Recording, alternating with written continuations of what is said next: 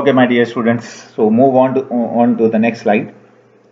So in order to make these computations, we need to calculate 3 more columns. अब आप देखें यहाँ पर मैंने x का summation x and summation y have already displayed over here. And in order to get more descriptive statistics, we need a column of x into y, x square and y square respectively. तो आप चाहें तो ये calculations खुद भी कर सकते हैं इस वीडियो को पॉज करके, और अगर आप चाहते हैं कि इतना टाइम अगर नहीं है तो you can do it in MS Excel like I did.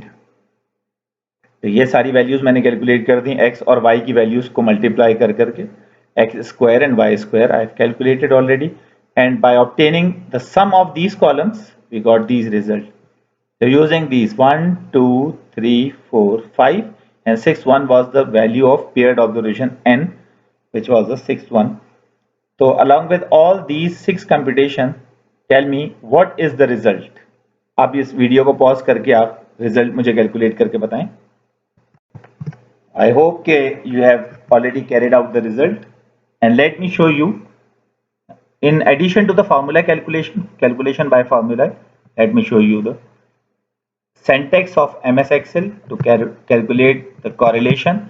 The syntax is CORREL, correl, and you can use the range of y variable, comma, and the range of x variable, and you can also write x variable before y variable because correlation is a symmetrical function.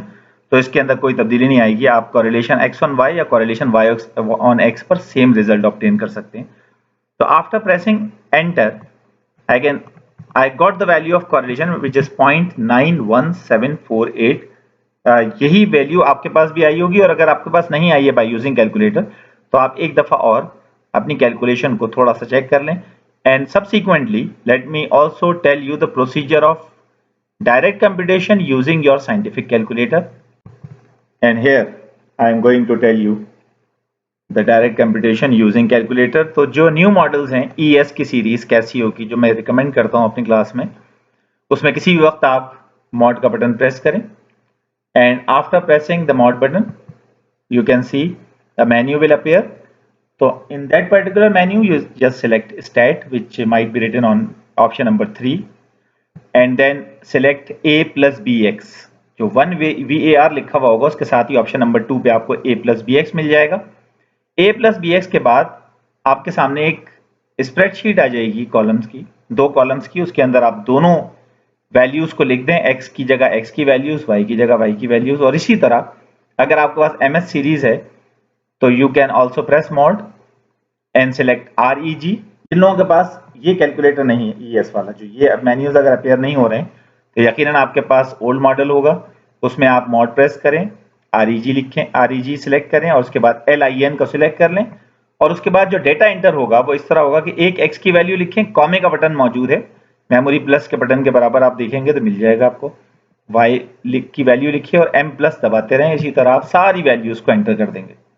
And in order to calculate the correlation in new calculator ES series में, तो किसी भी वक्त आप shift और 1 press करें calculator से, और उसके बाद वहां पर आप REG सिलेक्ट करें जिस नंबर पे भी आ रहा हो, and then you can see the menu in which you can easily locate R, जो कि ऑप्शन नंबर 3 पे कहीं ना कहीं होगा. तो वो R जो है आपका कॉरेलेशन है, वो डायरेक्ट इक्वल्स टू प्रेस करने पर आपके सामने कॉरेलेशन आ जाएगा. इसी तरह ओल्ड मॉडल में कॉरेलेशन कैलकुलेट करने का तरीका है कि आप शिफ्ट 2 प्रेस करें और 2 के ऊपर SVAR लिखा हुआ होगा उस कैलकुलेटर में, तो आपको R की वैल्यू मिल जाएगी. तो इस तरह हमने कॉरेलेशन को कैलकुलेट कर लिया है. Correlation is a measure of linear association. कितनी वैल्यू आई है इसकी? 0.91, यानी 91% ये दोनों वेरिएबल्स एक दूसरे के साथ कॉरेलेटेड हैं.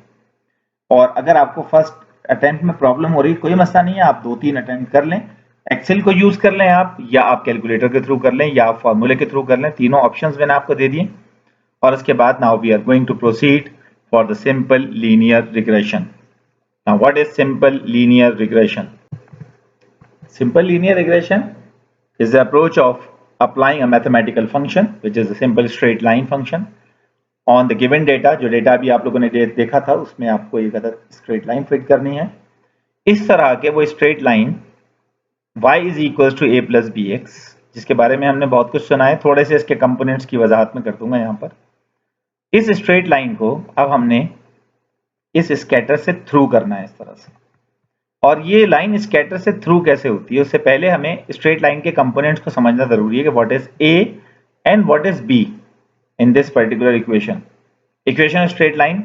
एज आई बिलीव कि आप में से बहुत सारे लोगों को स्ट्रेट लाइन फंक्शन के बारे में पता है, लेकिन दोस्त who aren't having this much clarity about this linear function, तो उन लोगों के लिए मैं बता रहा हूं आपको कि a जो है वो y इंटरसेप्ट है, और जहां पर लाइन जो है वो y एक्सिस को कट करके क्रॉस होती है दूसरे एक्सिस की तरफ, और फर्स्ट डिग्री पॉलिनोमियल भी इसे कहते हैं। अच्छा, b के बारे में बताना भूल गया, b इज द स्लोप, यानी कि यकीनन वो स्लोप है, ग्रेडियंट है। तो स्ट्रेट लाइन फंक्शन जो है y is equal to a plus b x है। इसकी थोड़ी सी वर्किंग अगर हम कर लें तो हमारे लिए आसान हो जाता है। एक टास्क आपको दे रहा हूँ, y is equal to 3 plus 2x, और डोमेन इसका मैं आपको प्रोवाइड कर रहा हूँ -3 टू +3। अभी आपके ऊपर डिपेंड करता है कि किस तरह से आप इसको एक्सेल के थ्रू प्लॉट करते हैं। जरा इसको प्लॉट करके दिखा दें काइंडली, फिर हम नेक्स्ट स्टेप में नेक्स्ट वाली पार्ट में इंशाल्लाह मिलते हैं। इस लाइन को प्लॉट करें।